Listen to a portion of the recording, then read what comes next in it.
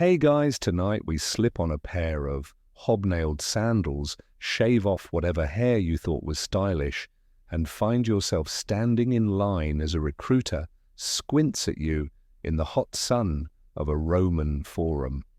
You volunteered, or maybe you were sort of nudged into volunteering because saying no to a Roman officer isn't exactly a career move, and now you're about to become one more cog in the enormous grinding machine that is the Roman Legion.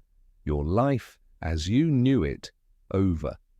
Kiss goodbye to lazy mornings, mum's stew, or whatever side hustle you had going on. The Legion isn't about individuality, it's about obedience, endurance, and looking identical to the sweaty guy standing next to you. And you probably won't survive this, but hey, at least you'll look intimidating in a formation. So before you get comfortable, take a moment to like the video and subscribe, but only if you genuinely enjoy what I do here. And while you're at it, tell me in the comments where you're tuning in from and what time it is where you are. Now dim the lights, maybe turn on a fan for that soft background hum, and let's ease into tonight's journey together. The first thing they do is check your body like you're a horse at an auction. Strong arms, check. Decent teeth. Well, nobody's perfect, but as long as you can chew the army rations they'll take you, too scrawny, too old, or missing half a foot, you're out. The Roman war machine thrives on uniformity and weak links get no sympathy. Once accepted, you're led away, and here comes the brutal part, the haircut. Not some flattering fade or Viking braid. Nope, your head is shaved down, neat and anonymous. Long hair gets in the way of helmets. And besides, Rome has no patience for individual flair. You're one more tile in the mosaic. Then there's the oath, the sacramentum. You raise your hand and swear eternal loyalty to Rome, promising to obey orders, fight when told, and never desert. This isn't some casual promise. You're binding yourself to the state body and soul. Break it, and let's just say historians still argue whether desertion was punished faster with the sword or the whip. Either way, don't try it. Your gear is issued with a mixture of pride and pain. A heavy wooden shield taller than some recruits, a stabbing sword called the gladius, and a pair of spears, the pila. Add to that a set of iron armor that feels like you've strapped an entire blacksmith's shop to your chest, and sandals, not cushy sneakers, but tough leather soles studded with nails which make a satisfying clink on the stones, but will chew your feet raw on a 30-mile march.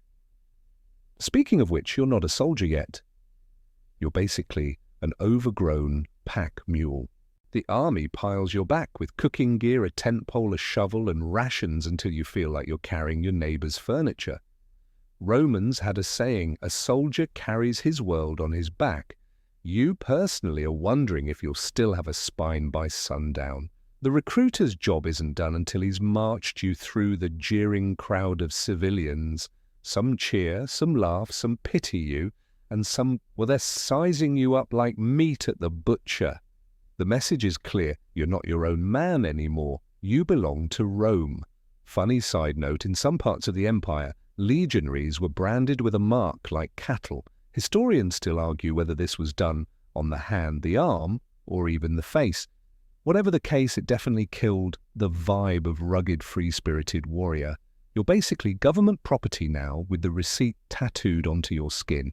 As you shuffle toward the barracks, you start to feel the weight of it all, literally and metaphorically.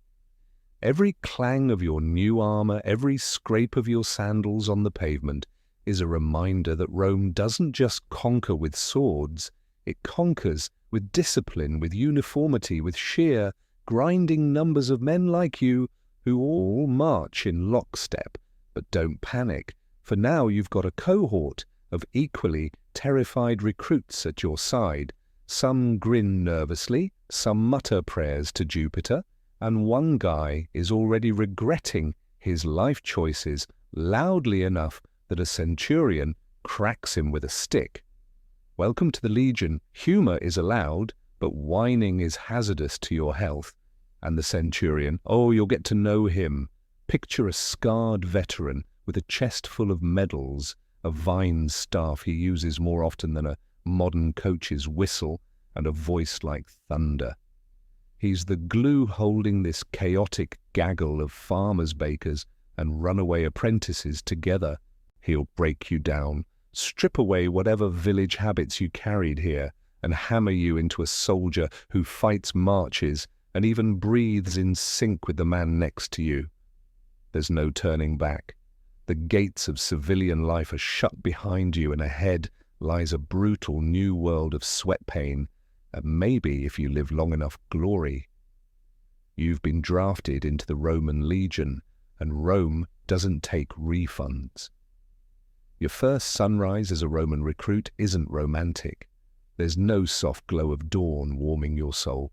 Instead, it's a centurion stomping down the barracks aisle, his vine staff cracking against wooden bunks, his voice barking like an angry thunder god. You roll out of bed faster than you've ever moved before because hesitation is rewarded with bruises. Breakfast. Don't get your hopes up. You're handed a hunk of bread so hard you could use it as a weapon, a chunk of cheese, maybe some olives, if Jupiter's feeling generous. Forget wine unless watered down into sour vinegar they call posca. Romans weren't sipping cappuccinos before training. They were gulping vinegar water and pretending it was refreshing. Then training begins, and it makes yesterday's gear issue feel like a picnic. Marching comes first, not a leisurely stroll, but forced marches over gravel dirt and uneven terrain with that mountain of supplies strapped to your back. The centurion bellows the pace, and you either keep up or you get smacked. 30 kilometers in a day is normal. 40, not unusual. The Romans believed their armies moved faster than anyone else's, and judging by the blisters blooming on your feet, they weren't wrong. And then there's weapon practice. You don't just swing a real sword at once. No, the Romans hand you a training sword twice as heavy as the real thing. The logic: if you can lift and fight with this hunk of wood, the actual gladius will feel like a feather. So you slash, stab block over and over at a wooden post called a pillar. Your arms burn, your shoulders scream, but the centurion doesn't care. Stamina is survival. One quirky fact: the Roman legion didn't prize the big cinematic sword swing.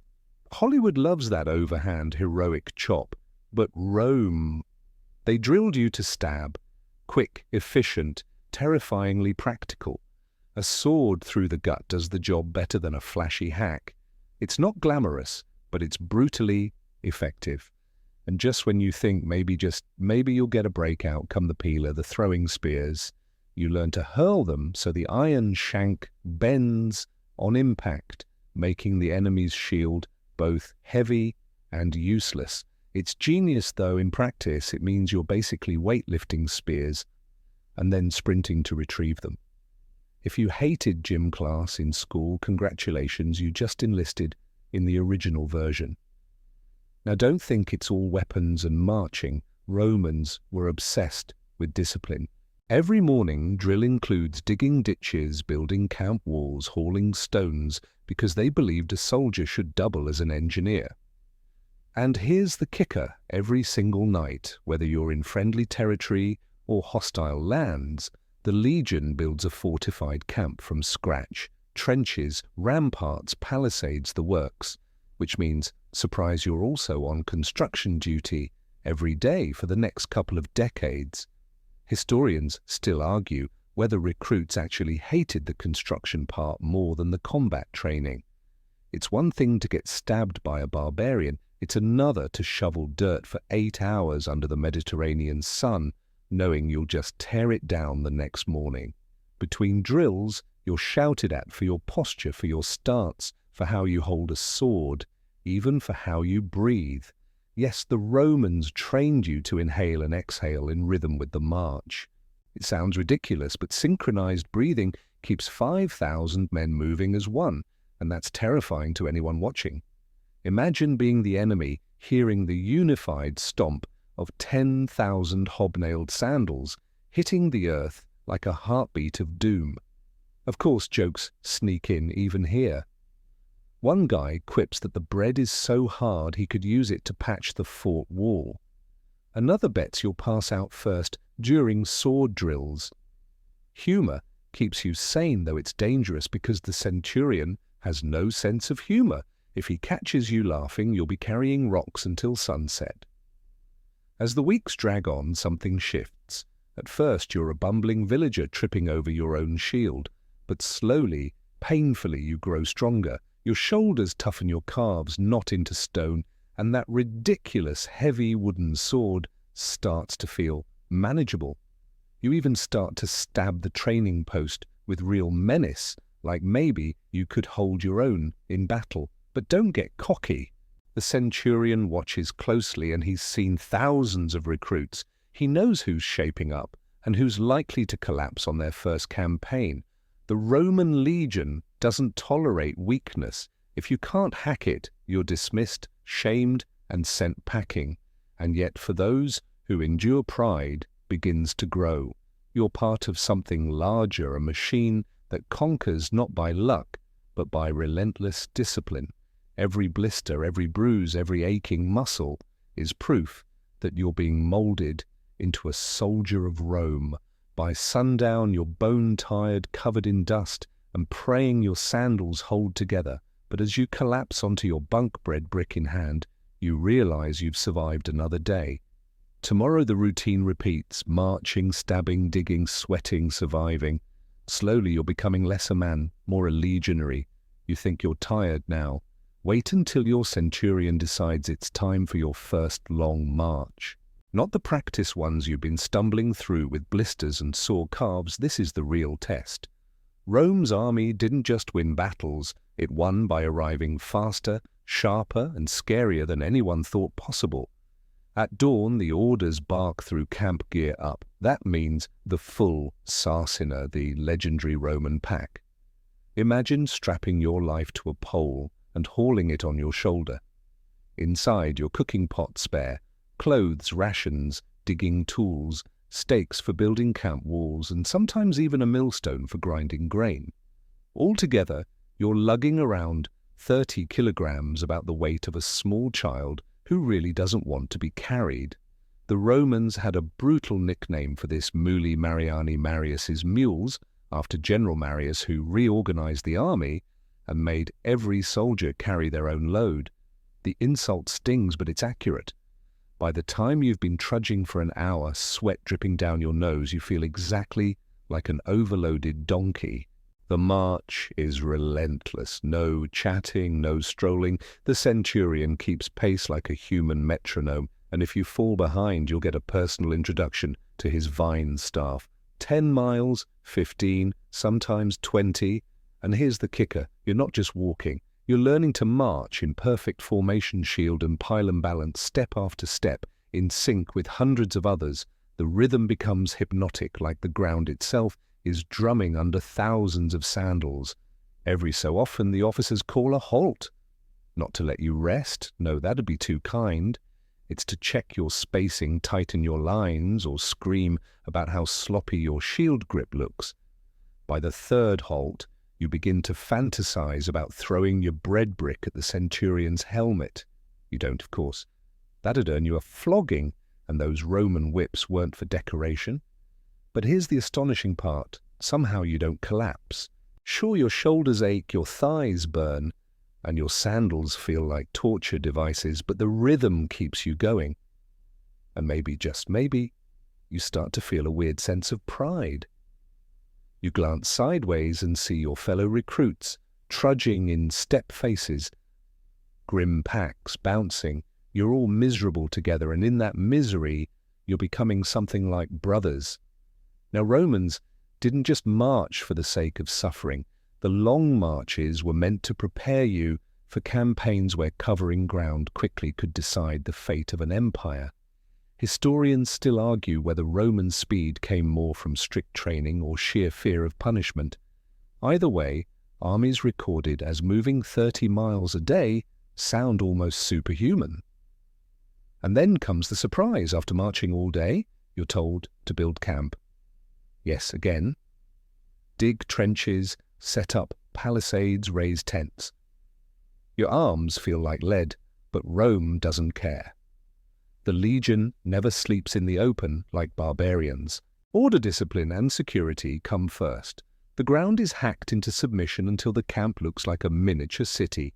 Straight roads, ditches, ramparts, gates, aligned with mathematical precision. Here's a quirky tidbit. Roman camps were so uniform that archaeologists today can spot their remains across Europe and the Middle East. The footprint is always the same, a perfect little playing card of military efficiency stamped into the landscape. Imagine traveling 2,000 years into the future and someone finding the exact spot where you once collapsed into the dirt, cursing your pack. But it's not all misery. Along the march, you notice small things that break the monotony: the glint of sunlight on a line of helmets, the sound of sandals crunching like a heartbeat, the occasional joke muttered under breath. One recruit suggests tying the hard bread to his feet as emergency sandals. Another swears his pack is heavier than the centurion himself. Somehow, laughter bubbles up, even if only for a moment. The long march also shows you the hierarchy of the legion in action. The centurions march alongside eyes sharp.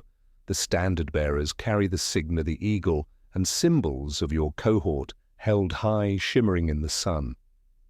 Losing one of those standards in battle was the ultimate disgrace. Protecting it becomes a kind of obsession. Even now, in training, your eyes keep drifting to the gleaming eagle, as if it's the only thing keeping your legs moving. By nightfall, you're beyond exhaustion. You've marched, dug-built, eaten dust, and endured enough yelling to last a lifetime. You collapse inside your leather tent, shoulder muscles, twitching calves, knotted, mind numb. And yet, you survived. Tomorrow you'll do it again. The day after that, again. Slowly, painfully, the impossible becomes routine. And here's the wildest part. One day, you'll realize you can march 20 miles with a full pack and still have the strength to build a camp at the end. You won't feel like a mule anymore. You'll feel like a legionary, an unstoppable cog in Rome's war machine. You wake before dawn again, eyelids heavy, muscles still sore from yesterday's punishment march. But today isn't about marching. No, today you finally learn what this shiny shield and javelin are really for.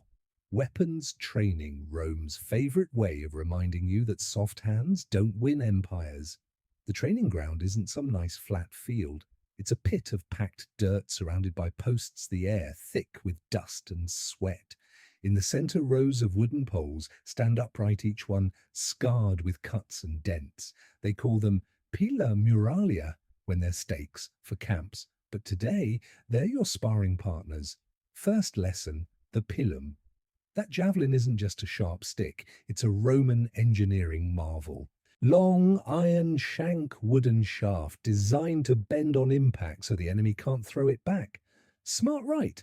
But here's the reality. It's heavy, awkward, and after 5 throws, your arm feels like it's been torn off at the socket. The centurion yells at you to keep going. Again, aim for the chest again. By the 15th throw, you'd happily aim it at him instead. Then comes the gladius, the short sword. Hollywood makes you think Romans went around swinging these like they were auditioning for an action movie. Nope. Rome was all about stabbing, quick, efficient, terrifyingly practical. The instructors drill it into your skull. Strike, thrust, withdraw. Broad sweeps waste energy, leave you open. A stab between shield edges, though that ends fights. Brutal, but efficient. You practice on wooden posts wrapped in straw, stabbing until your shoulders throb and your palms blister. The rhythm becomes hypnotic. Lunge, withdraw, reset. Dirt flies, sweat drips into your eyes, your arms shake, but you don't stop. And here's a chilling thought: the post doesn't scream. A real opponent will. You try not to picture it, but your imagination won't cooperate. Now the shield, the scutum, is massive. Curved wood reinforced with iron nearly as tall as your torso. It's heavy, awkward, and at first you feel like a turtle trapped under its own shell. But slowly you learn the dance, hold it forward, angle it just right, bash with the rim, then stab around the edge. It becomes less of a burden and more like an extra limb, one that bruises your arm but might save your life. There's humor too. One recruit lifts his shield upside down, peering over it like a child hiding behind a curtain. Another trips over his own pillar mid-throw and lands flat on his back. The centurion, not known for his compassion, calls him a disgrace to donkeys everywhere. You stifle a laugh until the vine staff swings dangerously in your direction. Here's a mainstream fact. Roman training was relentless because they believed battles weren't won by bravery, but by discipline. A legionary wasn't meant to be a hero, he was meant to be a cog in the deadliest war machine the ancient world had ever seen. And they trained you until instinct took over, until every stab, throw and block became automatic. A quirky tidbit, some accounts say recruits practiced with wooden swords and shields that were deliberately heavier than the real ones. The idea, if you can fight with double the weight, the real thing feels like a feather. Your back, however, disagrees violently. And here's the open debate. Historians still argue whether Roman soldiers trained every single day or followed more seasonal routines. Some say the grind never stopped. Others believe it eased up once a legion was battle-tested. Judging by the sweat soaking through your tunic, you're pretty sure it never stopped. By midday, you're drenched, your tunic plastered to your skin arms, trembling from endless drills. The centurion finally calls a halt, not out of mercy, but because you're all too exhausted to lift your swords properly. He leaves you with one last bark. A tired legionary lives longer than a lazy one, comforting in a horrifying way. When you stumble back to camp, your hands raw and covered in splinters, you collapse against your pack. For a moment you wonder if your body can survive this routine for years. And then you catch yourself smiling just a little, because even through the pain, you're starting to feel dangerous. Night falls again, but this time the camp doesn't settle into quiet snores. Instead, the centurion bellows new orders, and suddenly everyone's scrambling like ants under a boot. Tonight you're not sleeping. Tonight you're building. Romans didn't just march, they engineered. Every single evening on campaign, the legion dug itself into safety like paranoid badgers. No matter how tired, no matter how wet, you always built a fortified camp. A palisade, a ditch, neat rows of tents. The whole setup could rise in just a few hours. It's a kind of madness, but also genius. Enemies could never catch Romans unprepared. You're handed a mattock, which is basically a heavy iron pickaxe married to a shovel. The ground is rocky, roots tangled. Within minutes your shoulders ache and your palms scream. Everyone's digging trenches in perfect measured lines because, yes, even your ditch depth is regulated. One Roman author brags that each camp was so uniform you could navigate it blindfolded. Right now, you're just trying not to collapse into the hole you're making. Next comes the palisade. Long, sharpened stakes, pila muralia, are driven into the ground along the trench. Each stake is heavier than your optimism, and carrying them back and forth feels like punishment devised by a particularly cruel god. The centurion reminds you that if you mess up the angle, the entire defense is weaker. No pressure, right? And yet, as the ditch deepens and the wall rises, something eerie happens. The empty field becomes a fortress. Torches flicker across the half-finished walls. Shadows of men hauling wood stretch long and jagged, and you realize you're safe because you built it. Every blister, every sore muscle, it all turns into security. Here's a mainstream fact. Roman camps weren't just defenses, they were symbols. Their rigid rectangular design mirrored Roman order itself. It wasn't just about protection, it was a message to everyone nearby: Rome is here and Rome isn't going anywhere. A quirky tidbit: there's evidence that Roman soldiers sometimes decorated their camps. Little altars, carved symbols, even plants in clay pots. Imagine that blood-soaked warriors arranging camp like it's a suburban backyard. Makes you wonder if the centurion barked at them for not watering their potted rosemary. And here's the debate historians still argue, whether camps were always this elaborate, or if some nights they settled for rougher defences. The grand manuals say always, but skeptics point out that in pouring rain with enemies nearby, maybe a few shortcuts were taken. Judging from your blistered hands, shortcuts feel like a myth. Of course, the work isn't without comedy. One recruit, half asleep, drops his stake into the trench instead of setting it. Another spends 20 minutes digging only to realize he's in the wrong spot entirely. The centurion mutters that barbarians would laugh themselves to death before even attacking. By the time you're finished, it's close to midnight. You stagger back through the neat little streets of tents, past the commander's grand pavilion, past the piles of tools stacked in military precision. Every tent is identical, laid out like a miniature city. You drop onto your blanket, sore to the bone, but oddly proud. You've not just trained, you've helped raise a Roman town from bare earth in a single night. The last thing you hear before sleep drags you under is the creak of watchmen on the walls above, pacing with their spears. Tomorrow you'll tear it all down and build it again, somewhere else. Rome doesn't rest, and neither do you. Dawn again. The camp you helped build just hours ago is already buzzing. Men are pulling up tent pegs, rolling canvas into tight bundles, stacking stakes into neat piles. You blink blearily at the chaos. Didn't you just fall asleep? The Romans may be masters of war, but they're also masters of breaking your will to nap. You're handed your share of stakes to carry. Each one digs into your shoulder like a vindictive woodpecker, but there's no mercy.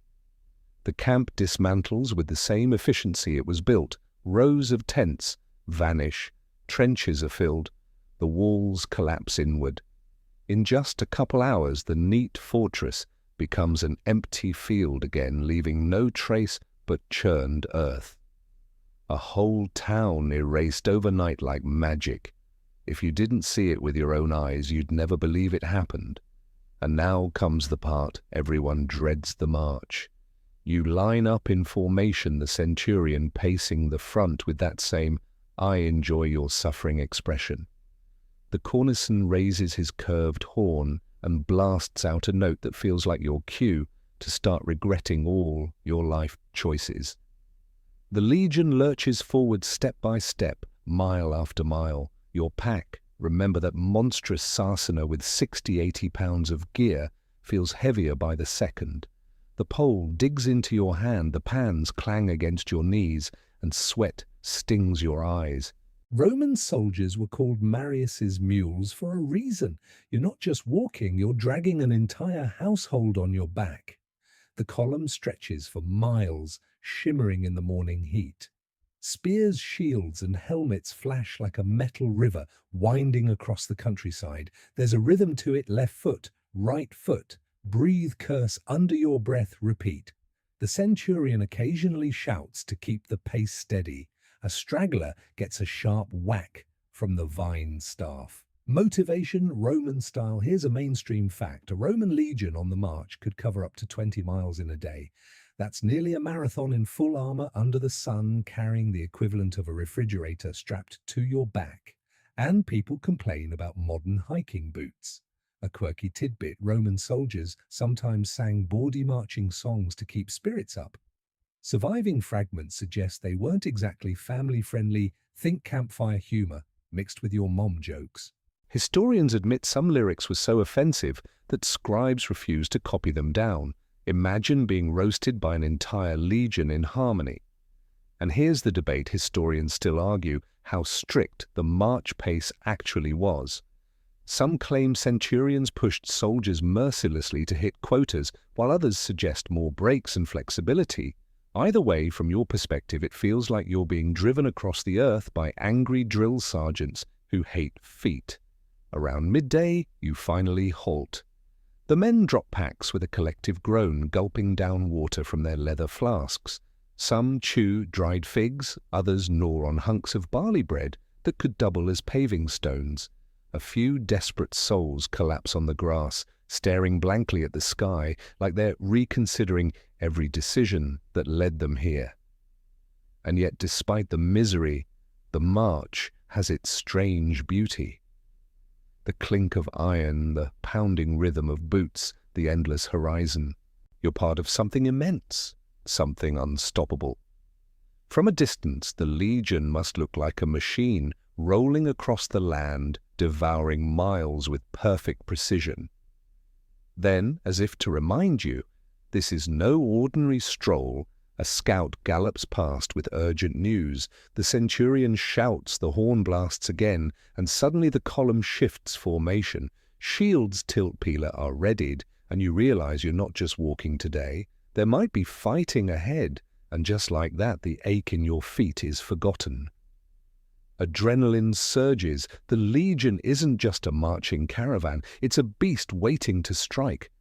The command ripples down the column like a shockwave. Prepare to engage. Your tired shuffle morphs into rigid posture, as if the weight on your back has vanished. Though really it hasn't, your spine is just too terrified to notice anymore. The centurion's voice cuts the air form up. Instantly, the marching river of men congeals into squares and columns, shields snapping into position. The cornisan blasts his horn, the signifer raises the standard high, and suddenly you're not a herd of miserable pack animals, you're a wall of steel, bristling with purpose. You clutch your scutum tighter, feeling its curved weight press against your chest. To your right and left, men shift closer until the shield edges overlap, creating a living barrier.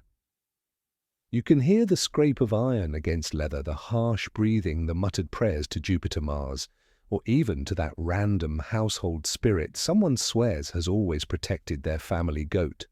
Desperation makes theologians of everyone. Ahead, dust stirs. Maybe it's enemy scouts, maybe it's farmers, bolting out of the way. Nobody knows yet. Your mouth tastes dry as chalk, though not from thirst. It's fear sticking to your tongue. And here's the unsettling part, you're not alone. Every man around you feels the same, though some are better at hiding it. Mainstream fact. Roman battle readiness drills were brutally repetitive. The Legion trained to transition from march to combat in minutes, sometimes seconds. That discipline turned panic into choreography. It's why enemies often broke before the Romans even swung a sword. Just watching that smooth, terrifying transformation was enough. Quirky tidbit, some soldiers carried small, good luck charms tucked under their armor, figurines, bones, carved phalluses, yes, really. The Romans believed these kept away evil spirits and the evil eye. Imagine an entire wall of men armed with divine power, and, well, pocket amulets shaped like genitalia.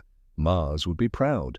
Now here's the scholarly debate. Historians still argue how often legions were truly caught off guard. Some sources insist the army's scouts were so efficient that ambushes were rare, while others note several disastrous battles where Roman arrogance led to catastrophe. Today, with your legs still aching from the march, you really hope the scouts knew what they were doing. The order comes down testudo. You and your comrades snap into the famed tortoise formation shields, locking overhead and around the sides until you're a walking bunker. Light dims under the wooden canopy. The world becomes muffled, a claustrophobic drum of boots and breathing. Inside, it's a mix of sweat leather and the occasional curse when someone shifts too slow and leaves a gap. Then impact. A rock slams against the shields above, rattling the line. Another thuds against the side. You hear arrows whistling, bouncing off the barrier like hail on a roof. The formation holds. You're safe, though your arm burns from the pressure of holding steady. When the horn blasts again, the tortoise opens. The front ranks lower their peeler. You draw back and hurl your own, watching it arc into the dusty light. It slams into a target, maybe wood, maybe flesh you don't wait to see.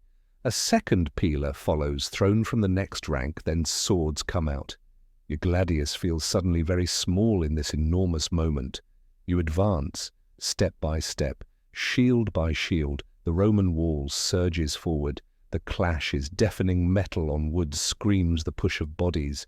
You jab short and sharp, aiming for gaps, never swinging wide. Training kicks in shield thrust, retreat, repeat. Around you, men grunt, curse, cry out. The centurion's voice cuts through the chaos, steady as an anchor. Somewhere in the frenzy, you notice the strange detachment creeping in. The fear fades, replaced by rhythm. The fight becomes mechanical, almost numbing. Historians believe this was deliberate. Roman drills conditioned soldiers to move automatically, stripping away hesitation. And it works. You're no hero, no gladiator. You're a cog in a relentless machine. Minutes or hours, who can tell, pass in this haze. Then the horn calls again. The enemy breaks. The wall surges forward, not chasing, just pressing until the dust clears. Silence rolls in like a tide. You're standing somehow. Your hand trembles, bloodied, not all of it yours.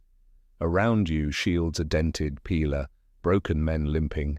Yet the formation still holds.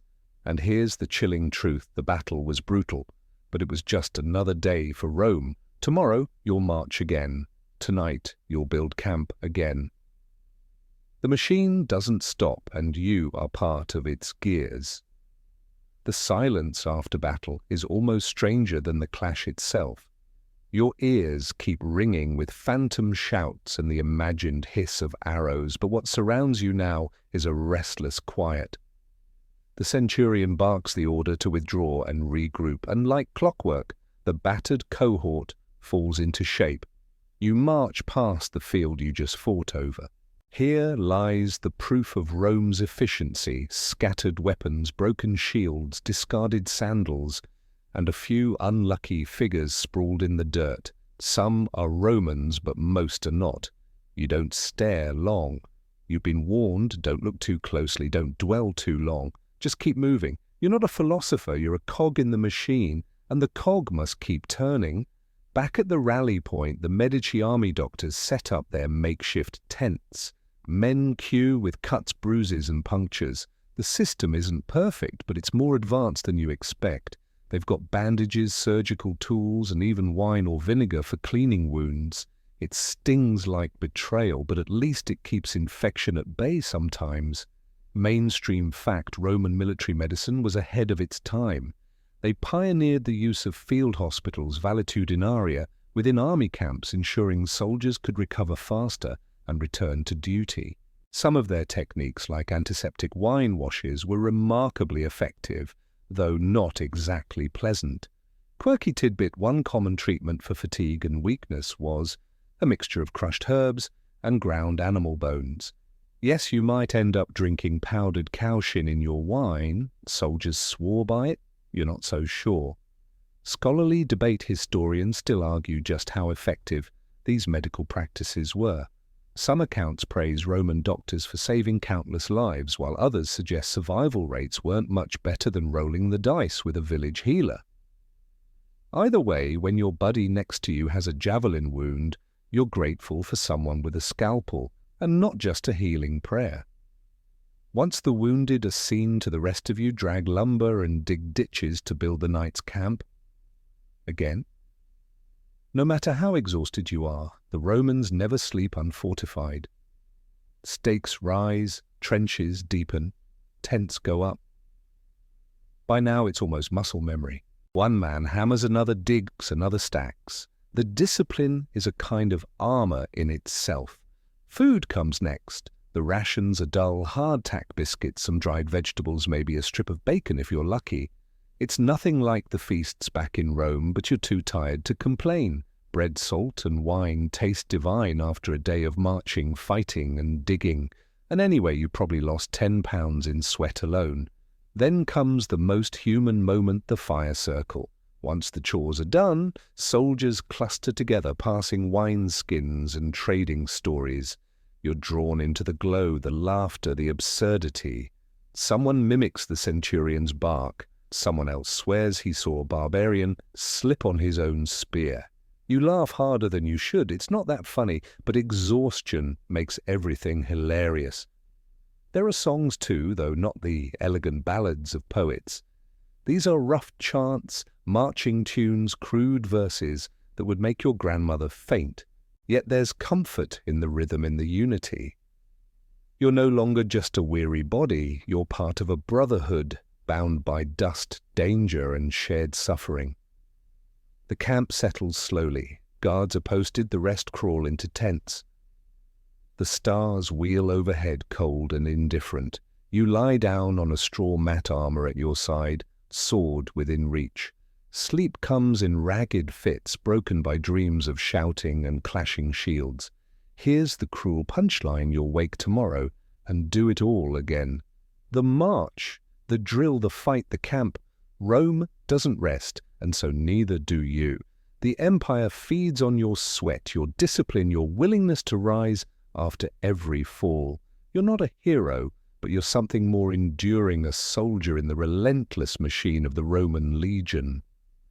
And as you drift toward uneasy sleep, one thought lingers. If you survive long enough, you might just earn land pension and honor. If not, well, Rome will march on without you. The dawn doesn't wake you gently.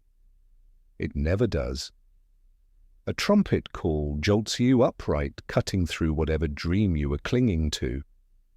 You scramble out of your tent joints, aching, hair-matted eyes gritty. Everyone else looks equally wrecked, which is comforting in a grim way. You're all broken in the same places, and somehow that makes it easier to keep moving. The day starts, as always, with inspection. Your centurion stalks down the line, his gaze sharp enough to shave with. He checks armor for dents, weapons for rust, sandals for wear. You'd think after weeks of slogging through mud and sweat he'd go easy, but no, this is Rome. Even your shoelace, if such a thing existed, would be part of imperial pride. Once the inspection passes barely, you're marched into drills. Again, shields up, shields forward, shields locked. The same maneuvers you could probably do in your sleep are drilled into you like some cruel dance. The message is clear: yesterday's battle is no excuse. No, a legionary who rests on past victories is a liability. Mainstream fact: Roman legions drilled constantly, even in peacetime or mid-campaign. Their famous discipline came from endless repetition. Modern militaries still echo this idea: train so hard that battle feels like routine. Quirky tidbit: Roman soldiers had something akin to gym class. They practiced swimming, running, and even mock gladiatorial combat to stay in peak shape. Imagine explaining to your buddy back home, "Yeah, we wrestled shirtless in the mud today for the glory of Rome."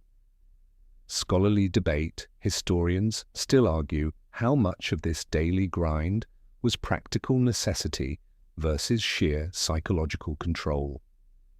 Was it truly about keeping soldiers battle-ready, or was it Rome's way of reminding you who owned your body sun-up to sundown? After drills, it's time to march again.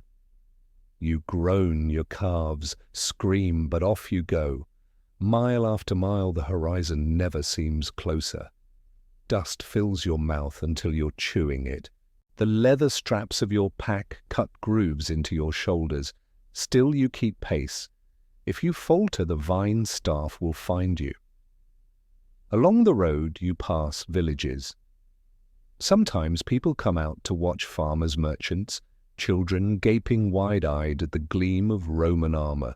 Some throw fruit, others throw stones, but most just stare.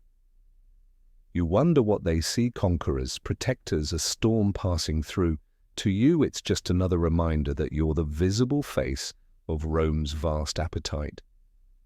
Then the chant begins. Someone starts it low, a rhythmic phrase, almost a song. Others join. Soon the whole line is rumbling in unison. It's not for beauty, it's for morale, for keeping time, for reminding everyone that they're part of one great beast with 100 legs. You catch yourself smiling despite the misery. Somehow, the chant makes the weight lighter. At midday, you rest briefly. A scrap of bread, a sip of water, maybe a bite of cheese, if you hoarded some.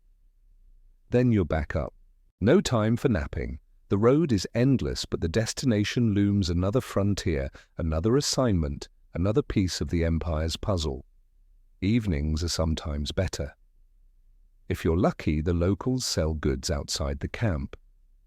You might spend a coin on honey cakes or a jug of wine that tastes like sour vinegar but feels like a feast. Once someone even brought olives, and for a brief moment you almost felt like a citizen lounging in Rome itself. Almost. And of course there are the rumors. Around the fires, soldiers whisper about campaigns to come. Some say you'll march east to Parthia, others claim north to Britannia. Historians still argue whether soldiers were truly kept in the dark about long-term plans, or if they just pretended not to know.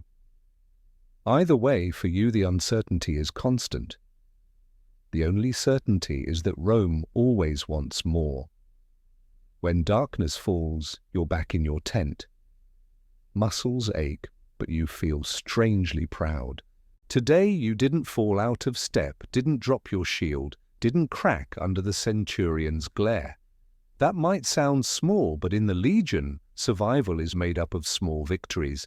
You lie down and the rhythmic memory of the day's march thrums through your bones like a lullaby. You'll rise tomorrow and the day will be the same. Drill march, sweat repeat. The monotony is maddening but also oddly comforting. You don't have to think. You just have to move. You wake before dawn again, not from a trumpet this time, but from the sound of voices outside. A low murmur, then laughter, then the unmistakable clang of a jug being knocked over. You roll up from your blanket, groggy but curious. A rare treat is waiting market day. When a Roman legion is encamped long enough, traders inevitably gather outside the walls. They know soldiers have coin, and coin is power. You shuffle toward the gates with the others, stepping into the chaos of makeshift stalls lit by flickering oil lamps. The air is thick with smells, grilled fish, spiced wine, fresh bread. Your stomach growls like a chained dog.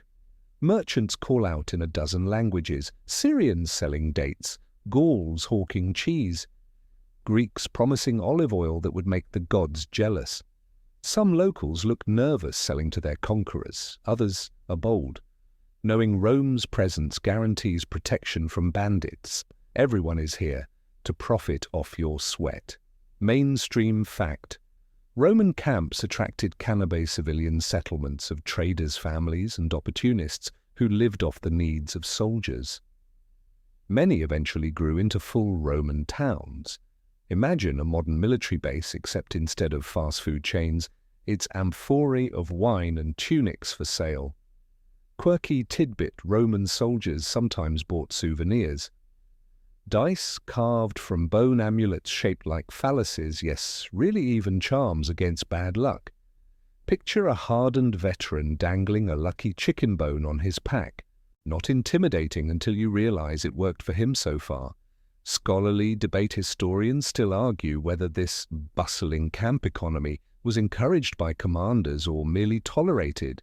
Did Rome see these traders as useful morale boosters or as potential threats, smuggling in gossip and unrest? You haggle badly for a hunk of bread and salted pork, then find yourself drawn toward a stand of trinkets. The merchant presses a small bronze figurine into your palm, Mars, god of war, tiny and fierce. For protection, he insists for a price. You consider it. After all, even in an army of discipline, a little divine insurance can't hurt. By midday, the market's energy flows into the camp itself. Stomachs are full coin, purses are lighter, and spirits are higher than they've been in weeks. For a moment, you almost forget you're a cog in the Empire's machine. You're just a young man with food in your belly and a story to tell. Later, the real work begins.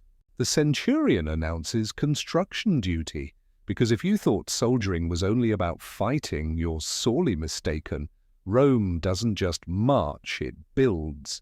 And you're the muscle. You're handed a shovel, a pickaxe, and sent to dig. Ditches, walls, roads, it hardly matters. Every swing of your tool is another stone in the empire's spine. Your tunic sticks to you with sweat. Your hands blister. Your back burns. Still, there's a rhythm to it. Hammer, lift, drop. Hammer, lift, drop. You start to see the logic. Rome expands not only by sword, but by sweat.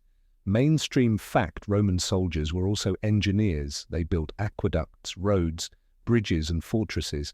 Some of these structures still exist 2,000 years later. If you've ever driven on a perfectly straight European road, you can thank legionaries like you. Quirky tidbit legionaries sometimes carved graffiti into the stones they set. Jokes, insults, names, even doodles of gladiators. Imagine sweating all day on a wall, then etching Marcus was here before collapsing. 2,000 years later, archaeologists find it and nod, yep, Marcus was here. Scholarly debate, historians still argue how willingly soldiers embraced this labour. Was it a point of pride, or did they mutter curses into the dirt with every swing? The truth probably lies somewhere between. By the time the sun sets, you've dug enough earth to bury a small village. Your muscles scream, but you also stand taller. Rome is tangible beneath your calloused hands now. The ditch you dug today might defend tomorrow's camp. The road you paved might carry a future emperor. That night, lying in your tent, you feel exhaustion settle into your bones, but also a strange satisfaction. You're not just surviving the day, you're building something bigger than yourself. You may never see Rome again, but pieces of Rome will stand because of you. And that thought surprisingly makes sleep come easier. The next day's orders roll in with the same cold efficiency as always. This time, though, it's something different. You and your contubernium are assigned to training exercises, not drills in neat little rows with wooden swords, but the real thing, combat practice with heavy gear. The centurion bellows commands as you and your fellows strap on armor. The gladius feels like an iron extension of your arm, short but lethal. A wooden post, a pila mural, stands before you, worn from years of abuse. You're told to strike again and again until your muscles give out. Mainstream fact. Roman soldiers trained constantly, even outside campaigns. They hacked at posts with weighted weapons, heavier than the real thing. So when battle came, the real gladius felt light and fast. Think of it like a football player running with a weighted vest. Same principle, except with more risk of severed limbs if you slacked. The rhythm builds. Strike, step, shield up. Strike, step, shield up. The clang of iron rings through camp like a blacksmith's chorus. Your arms ache. Sweat blinds your eyes. And still the centurion yells. Again, it's exhausting, but you sense the point. This isn't for show, it's survival. Quirky tidbit soldiers didn't only spar with posts, sometimes they practiced full-scale mock battles. Onlookers recorded that these could turn into chaotic bruising scrums, men smashing each other with blunt swords, breaking teeth, and occasionally leaving someone missing more than pride. Imagine a Roman version of rugby, but with helmets and stabbing motions. Then comes formation drill. You're shoved into the testudo, the tortoise formation, your shield locked above your head, your neighbour's shield pressed tight against yours. For a moment you see nothing but wood and bronze. The world is a muffled echo chamber, your breath hot against your face. Arrows bounce harmlessly off the shell. It's claustrophobic, ridiculous, and yet brilliant. Scholarly debate historians still argue how often formations like the testudo were used in actual combat. Some claimed they were common in sieges, others think they were more a demonstration of discipline than a battlefield staple. Either way, crouching under it, you feel like part of an armoured machine. After hours of sweat and bruises training wraps, your shoulders feel like they've been trampled by oxen. But just as you're about to stagger off to collapse, the Optio calls for another lesson marching. Yes, more marching. You groan, but there's no choice. The Legion is famous not only for fighting, but for moving fast. You fall into line boots, hitting the dirt in perfect rhythm, 30 kilometers stretched out before you like some cruel joke.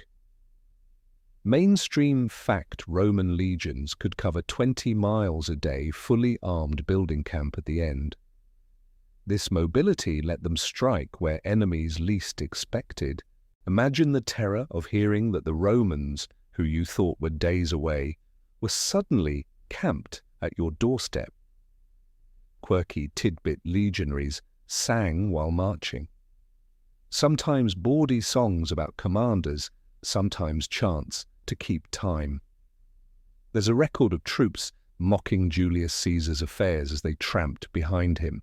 Imagine 1,000 men chanting in Latin basically our general sleeps around. It's army humor at its finest. As the miles pass, you feel the strange shift. The pain in your legs dulls into numbness. Your mind drifts. The march becomes a trance step. Breath, step, breath. You start thinking of home, of bread ovens, of fields, of the taste of cool water from a well. And then you think of your place here, in the endless column of men, one among thousands. Your individuality dissolves, but not in a frightening way.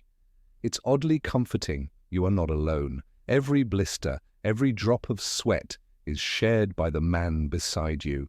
By the time the march ends, the sun is low. The camp rises from bare ground in less than an hour. Ditches, dug walls, staked tents, pitched. You collapse onto your blanket, utterly drained. But as you close your eyes, you realize something important. You are stronger now than when you arrived. The Legion is breaking you down, but also rebuilding you. And tomorrow will probably be worse. You wake the next morning to the familiar trumpet blast muscles, screaming as though you've been rolled down a hill in full armor. Breakfast is the usual bread that could double as a paving stone, washed down with a splash of watered wine. But before you even have time to chew properly, the next phase of legionary life hits you: discipline. Not just rules, but the kind of ironclad no-exception system that keeps thousands of armed men from collapsing into chaos. One man steps out of line, the whole structure wobbles, and wobbling is unacceptable. Mainstream fact. Roman legions were infamous for their discipline.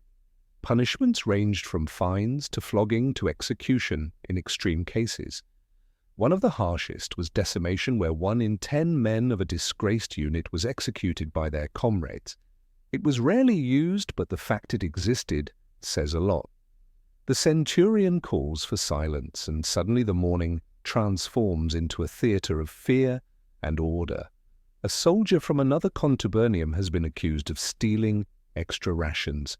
He stands stiff in the middle of camp, eyes wide, knowing the penalty might be death. Everyone watches, because in the Legion, you are not just punished to correct your behavior, you are punished as an example to the rest. Quirky tidbit: punishment wasn't always doom and gloom. Sometimes men caught dozing on guard duty were forced to stand all day, holding a heavy clod of dirt, their shame on full display. It's essentially the Roman version of wearing the dunce cap. Still humiliating, still exhausting, but survivable. Your contubernium breathes carefully. If one man messes up, it can fall on the group. Group punishment keeps loyalty tight. Nobody wants to suffer because someone couldn't follow orders. That's how the Legion polices itself from the inside out. Scholarly debate: historians still argue whether the most extreme punishments like decimation were truly carried out often, or whether they were more of a legendary threat. Some think Roman commanders rarely dared risk morale with such brutality. Others say it was real and terrifying, and part of why legions rarely mutinied. The accused thief is marched away. Whether he gets flogged, demoted, or worse, you'll find out later. But the message is clear: one mistake can cost you everything. Later that day, the training shifts to something more entertaining, if you squint. The Optio orders combat games. It's not exactly gladiator-style blood sport, but close enough to feel risky. Wooden swords clash shields, slam helmets, ring like pots in a kitchen. You're thrown into the fray. Your opponent, a wiry veteran who grins like this, is all sport. Your arm is already sore, your lungs burn, but there's no choice but to swing. His shield smacks yours so hard your teeth rattle. He shouts encouragement or maybe insults through the clang. You don't even know which. The fight ends with you flat on your back, gasping. He hauls you up, laughing, and mutters, "Better to lose now than out there." He jerks his head toward the horizon, where battles wait. You realize this is the other side of discipline, not just fear, but camaraderie. You will endure punishment, yes, but you will also be carried by the strength of those beside you. As evening falls, the Legion begins its rituals. Prayers to the standards. The eagle glimmers in torchlight, held high like a god in bronze. Men bow heads, murmur words, or stay silent with reverence. Mainstream fact, the Legion's eagle, the Aquila, was more than just a symbol. Losing it was the ultimate shame. Whole legions were disgraced if their eagle fell to the enemy. Some soldiers even died trying to recover them, diving into rivers or enemy ranks rather than let it be lost. You feel the pull of it too, even as an exhausted recruit. The eagle is not just metal, it's the spirit of the Legion. You belong to it now. And that's when you realize the punishment, the training, the endless orders, they're all threads in the same fabric. The Legion takes thousands of strangers and turns them into a single creature, breathing and moving as one. Individual pain is the price of collective strength, and tomorrow that strength will be tested again. Morning mist clings to the camp as you're roused by the blare of the cornu, that long curved horn that always seems to be played way too close to your tent. Your body aches, but you don't have the luxury of groaning.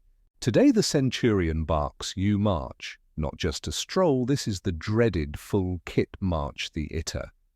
Mainstream fact legionaries were expected to cover 20 Roman miles a day, about 18 modern miles, carrying their gear, which weighed around 40-50 kilograms. No wagon rides, no pity, just you, your legs, and the endless road. The nickname for legionaries was Marius's mules, after the General Gaius Marius, who reformed the army and insisted soldiers carry their own supplies. You strap on your pack, which feels like it was filled by an enemy who hates you personally. Inside rations, tools, spare clothing, cooking equipment, even a stake for building the nightly camp fortifications. Then your weapons, pilum, gladius, scutum, and your armor. If you're wondering whether your shoulders survive this, the answer is no. They simply stop complaining after a while because even your muscles get too tired to argue. As you trudge, the road beneath your sandals is not just dirt. It's stone carefully laid by engineers who seem determined to conquer not just nations but geography itself. Quirky tidbit Roman roads were so well built that some are still in use 2,000 years later. Imagine carrying your overloaded backpack along I-95 in the US, only that road was laid by men with chisels, sweat, and gravel pits. The march is silent except for the clatter of armor and the occasional grunt. The rhythm of feet striking the ground begins to hypnotize you. It's almost soothing, if soothing includes aching knees, sweaty palms, and the constant itch of straps cutting into your skin. Your centurion yells for pace. He does not tire. You start to suspect centurions are carved from the same stone as Roman roads. Around midday, you stop for a quick ration break. Dry bread, a lump of cheese, maybe some salted pork, if the gods are merciful. No feast, no shade. Just chew, swallow, and keep moving. Scholarly debate. Historians still argue whether Roman soldiers sang or chanted to keep time while marching. Some think they did, citing fragments of marching songs preserved in later texts. Others believe Discipline meant silence, save for the stomp of feet and the bark of orders. Personally, you'd welcome a tune. Anything to distract from the boulder on your back. The sun climbs higher, and the march becomes a contest between willpower and exhaustion. You begin bargaining with yourself: one more mile, then you'll collapse. One more hill, then maybe mercy. The soldier beside you mutters jokes about how his sandals must be cursed by Pluto himself. Humor becomes your survival strategy. By the time the order comes to halt, the horizon has blurred. But rest, not quite. Because the Legion never sleeps in the open. No, you now build a fortified camp. Mainstream fact: every night, wherever they stopped, the Romans constructed a camp complete with ditches, ramparts and palisades. It was a military city that could spring up in hours, then vanish the next day. You sigh and reach for your stake. The ditch must be dug, the walls raised. Sweat runs down your arms as the earth gives way to shovel and pick. You look around, thousands of men digging in perfect lines, as if the soil itself had been conscripted into the Legion. Quirky tidbit: archaeologists have found remnants of these temporary camps all across Europe, sometimes still visible as faint rectangular impressions in the ground. Even the ghost of a Roman camp can outlast kingdoms. Finally, the defences stand and the standards are planted. The camp feels safe, ordered, alive. You collapse on the ground with your contubernium sharing what's left of your rations. The stars emerge. Someone hums softly, maybe a tune of home. The camp glows faintly with torches, and beyond the rampart, the darkness is absolute. You think about the fact that tomorrow you'll take everything down and do it again. And the day after that, and again until Rome itself decides otherwise. Your eyelids droop, your pack now a lumpy pillow. And in your half-dream you realize the true power of the Legion isn't the sword or shield, it's the endless grinding endurance. Rome doesn't conquer with speed or luck. It conquers with men who walk and walk and walk until the world has no choice but to yield. The next morning, the camp stirs with the first glow of dawn. You rise from your straw-filled sack with joints that crack like old timber. Before your eyes have fully adjusted to the light, the order comes: prepare for battle drill. Because marching endlessly and digging ditches wasn't enough, Rome also insists you rehearse killing techniques until your arm feels like it's carved from marble. Mainstream fact: Roman legions drilled relentlessly. Training wasn't just about strength, it was about discipline, coordination and reflexes so sharp that in the chaos of real combat you could move like part of a machine. Some sources describe recruits practicing with wooden swords and javelins that were deliberately heavier than the real thing. If you could handle the weighted version, the real one would feel almost easy. You line up in formation, shoulder to shoulder, with the men of your contubernium. The centurion paces before you, his vine staff smacking against his palm. With a bark, he orders the first drill. Gladius thrusts into the straw dummies, and so you stab over and over, straight and precise, not wild swings like some barbarian raider. Rome fights with efficiency. The thrust is quicker, deadlier, and less tiring than slashing. The dummies soon look like porcupines of splintered wood and straw, while your arm burns like it's on fire. Quirky tidbit: Roman soldiers were actually discouraged from slashing with their swords. Ancient writers complain that an inexperienced soldier often went for big swings which left him exposed. The disciplined legionary, on the other hand, jabbed forward with the point, deadly and efficient.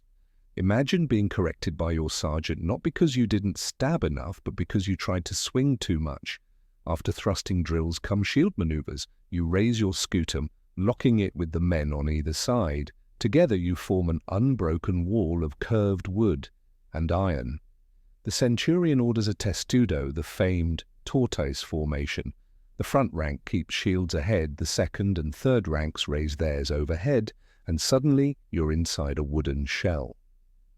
The sun disappears, replaced by a ceiling of leather and iron bosses. Arrows clatter harmlessly against the testudo, a sound that should terrify, but instead feels almost cozy like rain on a roof. Scholarly debate historians still argue whether the testudo was as practical in real battlefield conditions as it's often depicted. Some think it was too slow, too rigid, better suited for sieges than open field fights.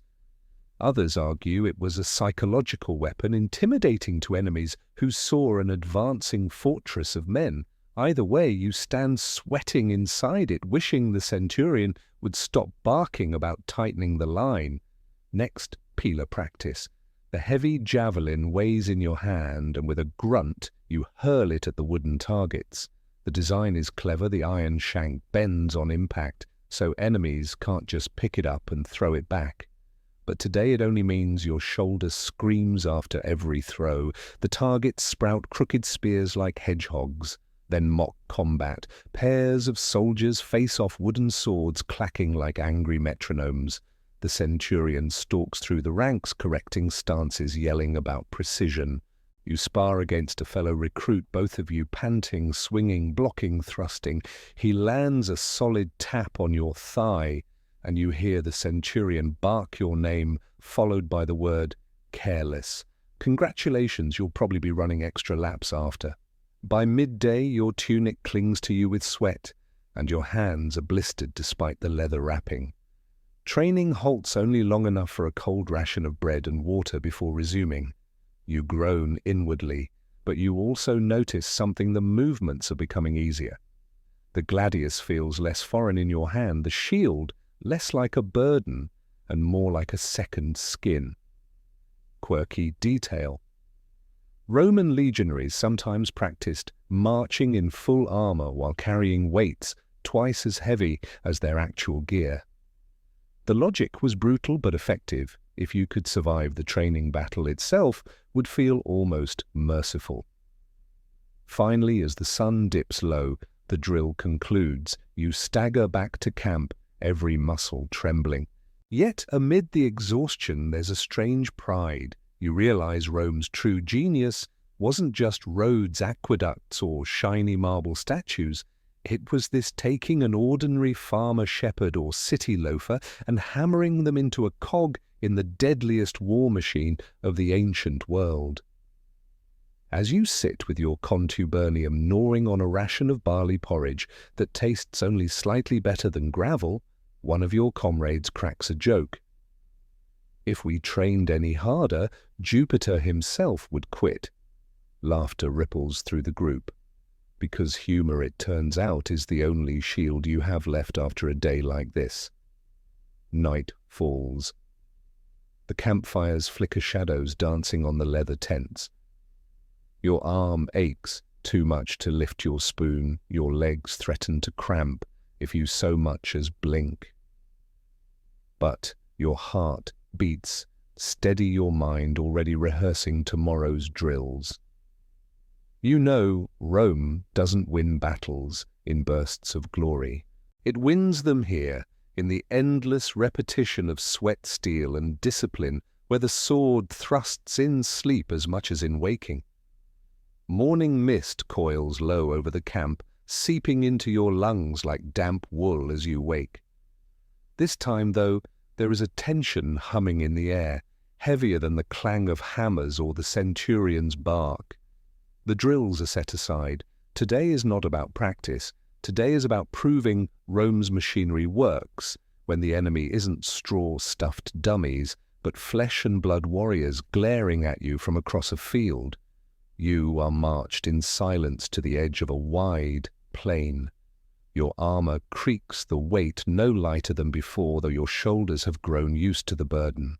Ahead, you see them, the enemy. Gauls or maybe Germanic tribes. The details blur because all that matters is that they are not Rome. Their hair flows wild, their cloaks ripple in the breeze, their shields are painted with symbols you don't understand. They shout insults across the field, their voices fierce and proud. Mainstream fact. The Roman battle plan was rarely improvised. Generals like Julius Caesar or Scipio Africanus drilled their men to fight in flexible formations, manipular or cohort-based systems that allowed adjustment on the battlefield. Against less organized foes, the legion's discipline was its greatest weapon. You are shoved into formation, shoulder-to-shoulder shields, overlapping spears braced. The ground trembles under thousands of boots in unison. That's Rome's true intimidation. Not size, not muscle, but perfect synchronization. The centurion's voice rises above the din. Hold the line, the enemy charges. You brace your shield pressed tight. The clash is thunderous wood, splintering metal, shrieking voices crying out. For a moment your world is nothing but pressure and noise. You jab with your gladius, not wildly, but short, efficient thrusts. One strike bites into flesh, another glance off a shield. You don't have time to count, only to survive. Quirky tidbits from ancient sources mention that Roman soldiers wore small charms, lucky pendants, phallic amulets, or carved figures to ward off death in battle. You notice the soldier beside you has something like that hanging from his neck, bouncing against his armor as he fights. You silently wish yours hadn't snapped off during training last week. The line holds. The testudo, the drills, the endless repetition, it all suddenly makes sense. You and your comrades move like one body, one will, even as the enemy roars, even as their axes slam against your shields. You step forward, deliberate and steady. That's the Roman way. Absorb the chaos, then push it back, inch by inch. Scholarly debate, historians still argue whether Roman victories were primarily due to discipline or superior logistics. Was it the men in the line or the massive supply systems that kept them fed, armed and ready? Today, though standing ankle-deep in churned mud and sweat, you'd argue it's discipline. Supplies don't hold the shield in front of your chest, your arm does. The enemy begins to falter. You see gaps in their ranks. The centurion bellows and you surge forward. It's not a glorious charge, not a heroic duel. It's methodical grinding, unstoppable. A machine chewing through disorganized flesh. And then almost suddenly the cries shift from fury to retreat. The enemy breaks. Rome does not. When the horn sounds to signal withdrawal, your legs nearly collapse beneath you. Your armor is smeared with grime, sweat streaks your face, and your arm trembles from hours of thrusting the gladius. But you're alive. You held the line, and Rome still stands. Back in camp, the mood is strange. Relief and pride mingle with silence for those who didn't return. The contubernium's tent feels emptier, though no one speaks it aloud. You sip watered wine, chewing bread that tastes like dust, and glance at the men beside you. Brothers now, not by blood, but by the shared rhythm of shields clashing and the stubborn refusal to yield. As night falls, you stretch out on your straw mat. Your body aches in ways you didn't know it could, but your heart feels steadier. You are not just a wanderer anymore. You are part of something vast, something that marches on roads stretching from Britannia to the sands of Egypt, something that will be remembered long after your name fades. The camp quiets, fires dim, and as you close your eyes, you realize the strangest truth of all. Rome's victories are not carved in marble triumphs or painted frescoes. They are written in the sweat, exhaustion, and relentless drills of ordinary soldiers like you, standing shield to shield in the mud. The wind down begins now. Your breath slows as you picture the battlefield fading into mist, the clash of swords dissolving into silence. Imagine the armor growing light upon your shoulders, the shield slipping from your arm, the sword sliding back into its scabbard, where it will rest quietly. The noise of battle softens into the gentle crackle of campfires, the flickering glow washing the tents in warm, steady light. Your comrades' laughter grows distant, then fades entirely, until only the quiet rustle of the night air remains. The scent of smoke and earth lingers, grounding you in calm stillness. Slowly even the camp itself seems to dissolve, until you are no longer on the march, no longer standing guard, no longer thrusting and parrying in endless drill. Instead, you find yourself lying peacefully beneath a wide Roman sky, the stars scattered like silver coins spilled across velvet. The ground beneath you feels steady, secure. The burdens of discipline and duty slip away, replaced by a tranquil weightlessness. You are safe, you are steady, you are at rest. So let the long road of history stretch far ahead and let tomorrow's march wait until morning. For now, breathe deeply. Let the stillness fill you and drift gently into sleep.